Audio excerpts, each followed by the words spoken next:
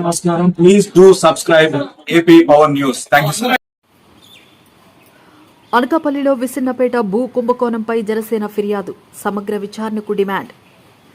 అనకాపల్లి జిల్లా కసింకోట మండలం బయ్యవరం రెవెన్యూ పరిధిలోని విసన్నపేట గ్రామం సర్వే నంబర్ 195/2లో జరిగిన భారీ భూ కుంభకోణంపై సమగ్ర విచారణ జరిపి చర్యలు తీసుకోవాలని జనసేన పార్టీ నాయకులు జిల్లా కలెక్టర్ను కోరారు.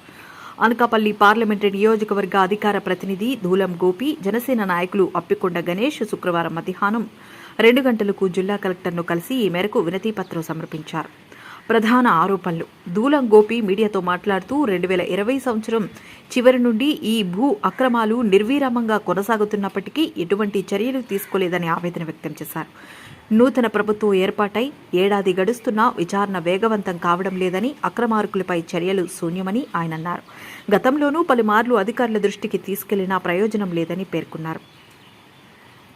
వారి ఫిర్యాదులో లేవనెత్తిన ప్రధాన అంశాలు: రోడ్డు నిర్మాణం కోసం అక్రమాలు, గ్రామం నుండి అక్రమ లేఅవుట్కు వెళ్లే దారిలో ప్రభుత్వ గెడ్డలను పూడ్చివేసి కొండలను చదును చేసి సుమారు 100 అడుగుల వెడల్పుతో రోడ్డు నిర్మించారు.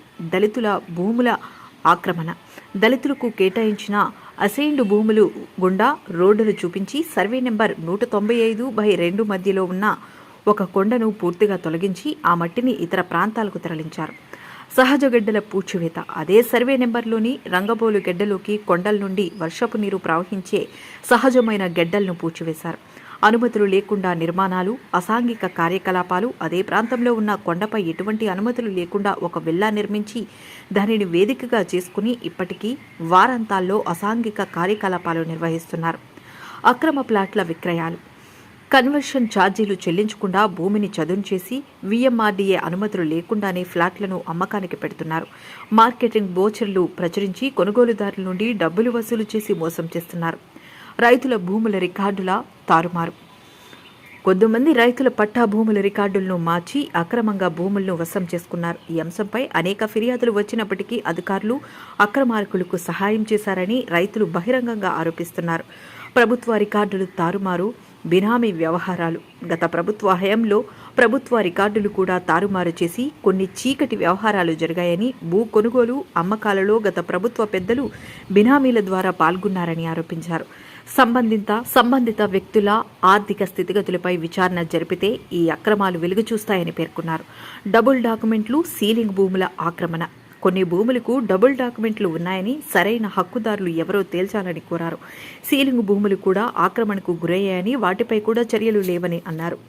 వాల్టా చట్టం ఉల్లంఘన, అనుమతులు లేకుండా పెద్ద సంఖ్యలో చెట్లను నరికి వాల్టా చట్టాన్ని అతిక్రమించారని ఫిర్యాదులు పేర్కొన్నారు. విచారణలో జాప్యం, ప్రభుత్వ అలసత్వంపై ఆందోళన. గతంలో ఉమ్మడి జిల్లా కలెక్టర్ ఈ అంశంపై విచారణ కోసం ఏర్పాటు చేసిన కమిటీ నివేదిక నేటికి బహిర్గతం కాలేదని దూలం గోపి అన్నారు. ఇటీవల తాను స్పందన ద్వారా ఫిర్యాదు చేసినప్పటికీ గత ప్రభుత్వం మాదిరిగానే ఇప్పుడు కూడా విచారణ కోసం ఒక్క అధికారి కూడా తనను సంప్రదించకుండా ఆర్జీని క్లోజ్ చేశారని ఆరోపించారు. ఇది కూటమి ప్రభుత్వం యొక్క పరిపాలన వ్యవస్థకు కలంకం తెచ్చే విధంగా ఉందని ఆయన వ్యాఖ్యానించారు. ప్రస్తుతం కూడా ఆ ప్రాంతంలో ప్రైవేటు పార్టీలు మద్యం ఏరులై పారుతున్నాయని, బ్రోచర్లు వేసి భూములు అమ్మకాలకు ప్రయత్నం చేస్తున్నారని దూలం గోపి పేర్కొన్నారు. ఈ భూ కుంభకోణంలో పూర్తి అంశాలపై లోతైన దర్యాప్తు జరగాలని, ఆక్రమణలు, బినామీ వ్యవహారంలో ఉన్న వ్యక్తులను కఠినంగా శిక్షించాలని, అలాగే నిజమైన పట్టాదారు రైతులకు న్యాయం జరిగేలా చర్యలు తీసుకోవాలని ఆయన కలెక్టర్ను కోరారు. ఈ ఆరోపణలపై జిల్లా కలెక్టర్ ఎలా స్పందిస్తారో వేచి చూడాలి.